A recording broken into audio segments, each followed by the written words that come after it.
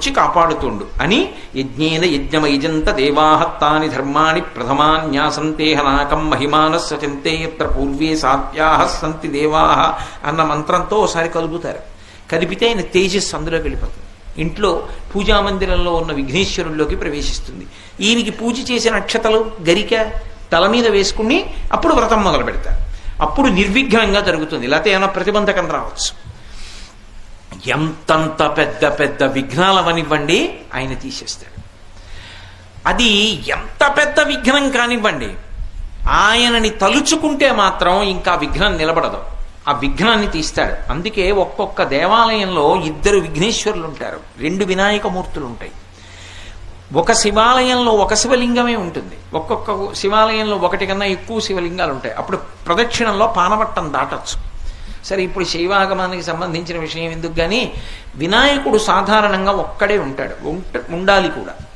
కొన్ని చోట్ల ప్రత్యేక సందర్భాలలో ఇలా ఎందుకు పెట్టారండి అని మీరు అడిగారనుకోండి, వాళ్ళు చెప్పలేరు. కానీ ఒక్కొక్క చోట ఒక్కొక్క ప్రత్యేక సందర్భంలో 2 వినాయకులు ఉంటారు. 2 వినాయకుల్ని ఎందుకు ప్రతిష్ఠ చేస్తారంటే అన్ని చోట్ల చేయకూడదు, అలాగా ప్రత్యేక కారణానికి చేస్తారు. ఒకరిని విఘ్నరాజు అని పిలుస్తారు, ఒకరిని విఘ్నేశ్వరుడు అని పిలుస్తారు.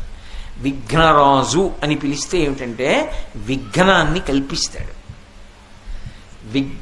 విఘ్నేశ్వరుడు అన్నారనుకోండి, విఘ్నాన్ని తీసేస్తాడు.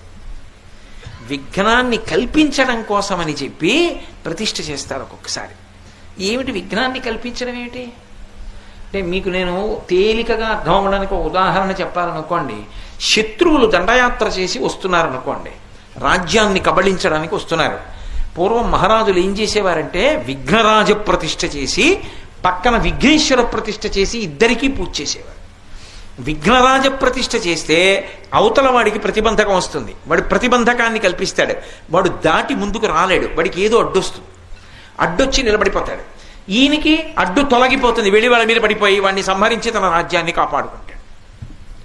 ఒక్కొక్కసారి ప్రమాదకరమైనటువంటి పనులు చేసేటటువంటి వాళ్ళకి విఘ్నం కలిగితేనే మిగిలిన వాళ్ళు రక్షింపబడతారు. ప్రతిరోజు అద్భుతంగా దొంగతనం చేసేసేవాడు ఉన్నాడు అనుకోండి, ఏ ఇంట్లోనైనా సరే ఎంతమంది ఉన్నా వెళ్ళి దొంగతనం చేసేస్తుంటాడు.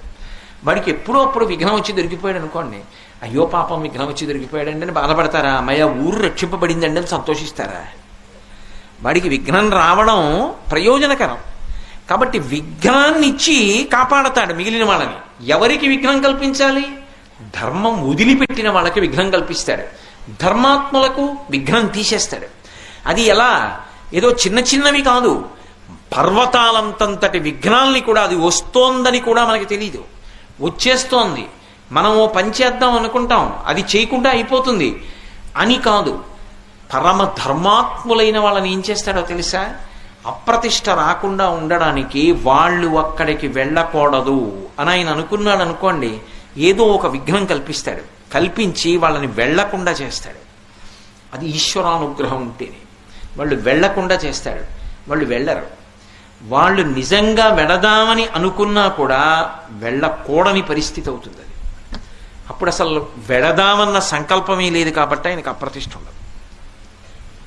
నేను జీవితంలో ఇటువంటి సందర్భాలు ఎన్నో విషయాల్లో అనుభవంలో చూసిన వాడిని. అవన్నీ స్పష్టంగా వేదికల మీదకి చెప్పడం సాధ్యం కాదు. అవి అంత విచిత్రంగా ఉంటాయి, అంత విశేషంగా ఉంటాయి.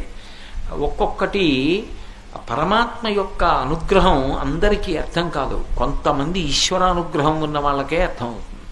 నేను మీకు ఒక్క ఉదాహరణ చెప్తాను, అన్నాను కాబట్టి మీరు పట్టుకుంటారు. కాకినాడలో జయేంద్రనగర్లో విఘ్నేశ్వర దేవాలయం ఉంది, మహాగణపతి దేవాలయం. ఒకప్పుడు మాంధాతవారని అక్కడే ఉంటారు దగ్గరలో, మంచి భక్తి తత్పరులైనటువంటి కుటుంబం వారికి అక్కడ ఖాళీ స్థలం ఉంది, గుడి కడదామని కంచికామకోటి పీఠాధిపత్యం వహిస్తున్న మహాపురుషులు చంద్రశేఖరేంద్ర సరస్వతి స్వామి వారి దగ్గరికి వెళ్ళారు. ఆయనకి పిలిస్తే పలికేవారు విఘ్నేశ్వరుడు. ఆయన దగ్గరికి వెళ్ళి అడిగారు, అయ్యా కృష్ణాలయం కడదాం అనుకుంటున్నామండి అని. ఆయన కళ్ళు మూసుకుని ధ్యానం చేసి చెప్పారు, రాదు కృష్ణాలయం, అక్కడ విఘ్నేశ్వరుడు గుడుస్తుందని చెప్పారు. కాదండి, మేము కృష్ణాలయం కడదాం అనుకుంటున్నాం అన్నారు. ఆయన నవ్వి శుభం భూయాత్. ఎంత ప్రయత్నించారో రాలేదు అక్కడ కృష్ణాలయం. ఆఖరికి మళ్ళీ మహాస్వామి వారి దగ్గర